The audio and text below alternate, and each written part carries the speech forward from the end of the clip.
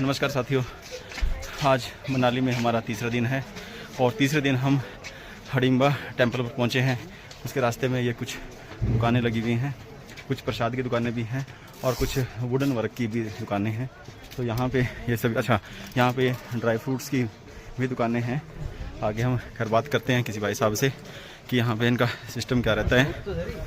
और ये रास्ते में पूरी तरह से दूर तक जो हैं ऐसे ही दुकानें आपको देखने को मिलेंगी।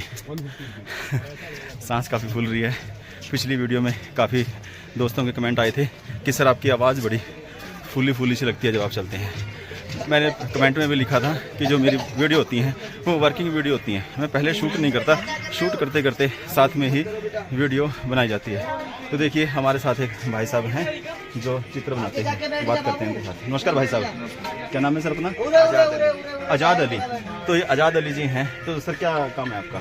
मैं स्केचिंग करता हूँ, लाइव स्केचिंग करता हूँ, फोटो से भी देख के बनाता हूँ। अच्छा, लाइव स्केचिंग करते हैं, यानी कि इंसान इनके सामने बैठा रहे तो ये बिल्कुल हूबहू उनका वैसे ही उनकी पेंटिंग बना सकते हैं। कितना समय लगता है सर? 10-12 मिनट लगता है सर। पोर्ट्रेट भी दिखाओ, उधर योगी जी का बना रखा हूँ। 10-12 मिनट लगते हैं हूबहू बनाने में। अब इन्होंने देखो, ये योगी जी के फैन हैं और इन्होंने कहा कि इन्होंने योगी का भी चित्र बना रखा है। मैं आपको दिखाना चाहता हूँ। ये देखो, खुद की पेंटिंग है इनकी, है खुद पेंटिंग है। और ये खान सर, एजुकेशन में खान सर साहब को शायद ही कोई ना जानता हो। हडिम्बा का मंदिर है और यहाँ पे हम पहुँच चुके हैं। ठीक है भाई साहब, मिलकर आपसे बड़ी खुशी हुई। ठीक है, नाइस टू मीट यू। चलिए आगे चलते हैं और बस अब चंद मिनटों की दूरी ही है हडिम्बा टेम्पल की। तो देखिए हडिम्बा टेम्पल पहुँच चुके हैं। दानवता से मानवता की तरफ का ये एक विशाल कदम है। आप लोग जानते हैं कि हडिम्बा का इतिहास क्या है। मैं आपको थोड़ा उसके इतिहास से अवगत कराता हूँ। 5 पांडवों का नाम आप सभी ने सुना है। जो कौरव और पांडवों की जो लड़ाई हुई थी उसमें 5 पांडवों का विशेष महत्व था। उनमें जो भीम थे, हडिम्बा के पति थे वो, आज जिनको हम खाटू श्याम के नाम से जानते हैं, वो उनके पौत्र थे, यानी कि भीम के पोते थे खाटू श्याम जी। और उनकी दादी माँ जो थी वो हडिम्बा थी। अब हडिम्बा दानवता से मानवता की तरफ का जो कदम है, मैं बार बार उसकी तरफ क्यों इशारा कर रहा हूँ, उसका कारण ये है कि वो पहले राक्षसी थी और राक्षसी के बाद जब उन्होंने भीम से उनका विवाह हुआ, लाक्षागृह का इतिहास आप लोगों को पता है कि लाक्षागृह के इतिहास से जब वो निकले तो लाक्षागृह के बाद वो जंगलों में गए और वहाँ जाकर के एक हडिम्ब नाम का एक राक्षस होता था, उसकी बहन थी हडिम्बा। और वो एक आदमखोर राक्षस था। उस आदमखोर राक्षस ने 5 पांडवों को खाने की साजिश बनाई। तो उसमें हडिम्बा को उन्होंने कहा कि मेरे लिए तुम ये मांस लेकर के आओ। लेकिन हडिम्बा जो थी वो भीम को देख करके, क्योंकि बहुत बलशाली थे, उनके प्रेम प्रसंग में वो आ गई और उन्होंने सोचा कि अब मैंने भीम को ही अपना पति स्वीकार करना है और भीम को अपना पति माना और हडिम्ब को मारने में भीम की सहायता की। तो वहाँ से भीम का विवाह उनके साथ हुआ और लाक्षागृह के बाद वो लगभग 1 साल तक यहीं पे इसी एरिया के अंदर वो रहे। और उसके बाद वहाँ पे घटोत्कच का जन्म हुआ 1 साल के बाद। और घटोत्कच को वो पूरा राजपाट देने के बाद वो जंगलों में निकल पड़ी। उसके बाद घटोत्कच के आगे पुत्र हुए बर्बरिक। और बर्बरिक ने जब वो 3 बाण की जो कथा है, 3 बाणधारी या हारे का सहारा बाबा श्याम हमारा, वहाँ से जब वो कथा चली तो उन्होंने क्या किया कि वो 3 बाण के वो धारक बने, माता की पूजा की और 3 बाण उनको मिले।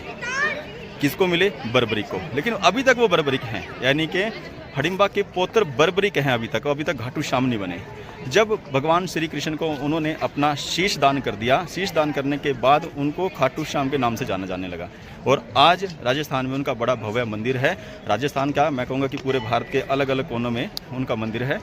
और वो जो कथा है वो पूरी की पूरी हडिम्बा से शुरू हुई थी और ये हडिम्बा मंदिर है। मैं आपको इसके आसपास का एक बार पूरा व्यू दिखा देता हूँ। अंदर से दर्शन भी करेंगे माता के, लेकिन ये इसका प्रवेश द्वार है। ये देखिए, हालांकि प्रवेश द्वार को बंद किया हुआ है। मैंने पूछा है यहाँ से तो उन्होंने कहा कि जो पीछे है वहाँ से हम एंट्री करवाते हैं। तो ये पूरी तरह से वो मंदिर है।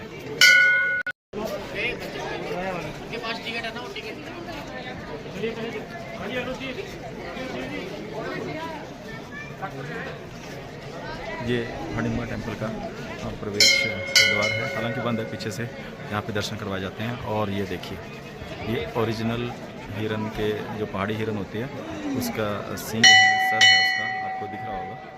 और ये इसके चारों तरफ है।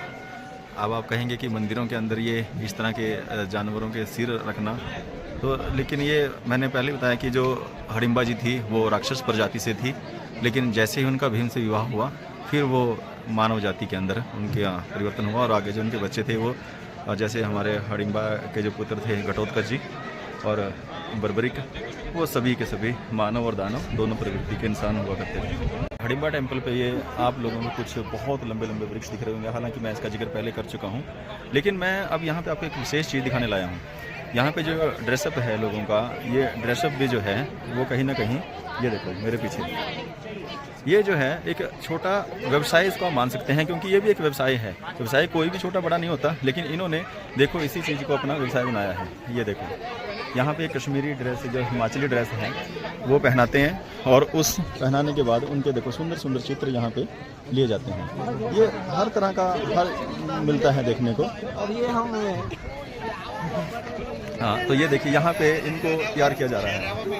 हाँ, ये देखो तैयार किया जा रहा है। अब इनसे बात करते हैं कि क्या इनकी कॉस्ट पड़ती है और किस तरह से ये एक दूसरे को तैयार करते हैं। यहाँ पे काफ़ी सारे हैं, तो देखते हैं हम किसी से भी बात कर लेते हैं एक बार और फिर पूछेंगे उनसे। तो ये देखो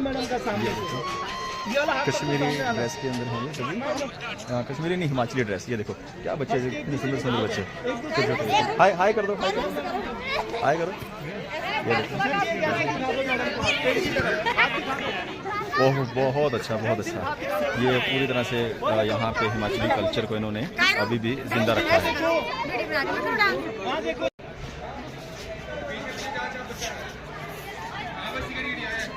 ये हडिम्बा माता मंदिर के पीछे का दृश्य है। मैं सैलानी दिखा देता हूँ आपको कि कितनी मात्रा में सैलानी यहाँ पे आते हैं। तो जहाँ तक आपकी नज़र जा रही है वहाँ तक सैलानी ही सैलानी आप लोगों को दिखाई देंगे, और पूरे भारत से हैं। मैं तो यहाँ साउथ के भी कुछ लोगों को देख रहा हूँ जो साउथ से आए हुए हैं। बात नहीं हो पा रही किसी से भी, अगर बात होती है तो मैं बताऊँगा आपको कि कौन कहाँ से है। हडिम्बा माता मंदिर से ही एक वन विहार के लिए रास्ता जाता है, तो आगे वन विहार का भी आपको दिखाएंगे पूरा दृश्य कि वन विहार में क्या क्या चीज़ें हैं। अभी चलते हैं, पहले मैंने दर्शन भी अभी नहीं किए और दर्शन करके चलते हैं। अभी ये वन विहार के गेट पर हम पहुंच चुके हैं। ये वन विहार का गेट है और यहाँ से वन विहार की आगे की यात्रा जो है वो प्रारंभ हो जाती है। आपको ये एक बहुत विशाल वृक्ष दिख रहा है। वैसे तो यहाँ सैकड़ों की संख्या में वृक्ष हैं, लेकिन मुझे लगा कि ये काफ़ी विशाल है। मेरे साथ ये कुछ स्कूली बच्चे हैं, गुरुकुल के विद्यार्थी हैं।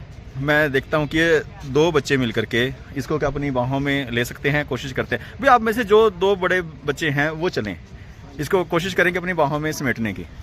तो ये देखिए दो बच्चे हैं और काफ़ी बच्चे भी कभी विशाल हैं बहुत। नहीं भाई नहीं आ पाया, एक और चले भाई, चीटिंग नहीं करनी, बताना है उधर से।